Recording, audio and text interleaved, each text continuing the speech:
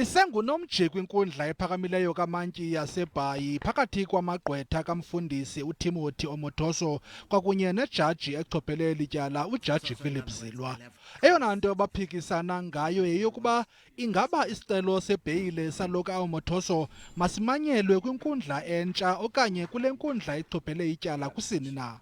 Igqwetha likaMfundisi Omotoso uAdvocate Terry Prince lithi lifuna kubekho inkqubo eza kuphanda izizathu zokurhuqa inyawo kwelityala nobungqina bamangqina amabini anika ubungqina ngakuloka Omotoso.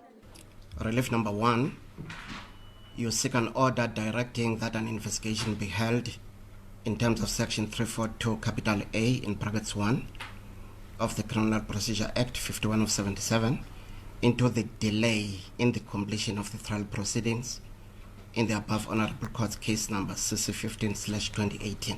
That is the first relief. And the second relief, granting the applicant bail in the said case in an amount and on such conditions as the court may deem appropriate. You persist in seeking both of those reliefs. I persist in seeking both of them. Right. Umfundisi Omotoso kwakunye nesibini atyholwa naso uLusanda Sulani kwakunye noZukiswa Sitho bajongene namatyala aliqela naquka elokudlwengula, elokuxhaphaza kwakunye nokuthutyeleziswa kwabantu.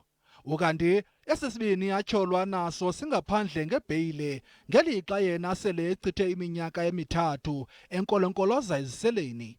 Le nkundla ke isathe qha de kube intsimbi yesibini emva kwemini nje ngelinika ithuba betshutshisi kwakunye nejaji lokuziqhelanisa namaxwebhu amatsha afakwe ngamagqwetha kaMfundisi Omotoso.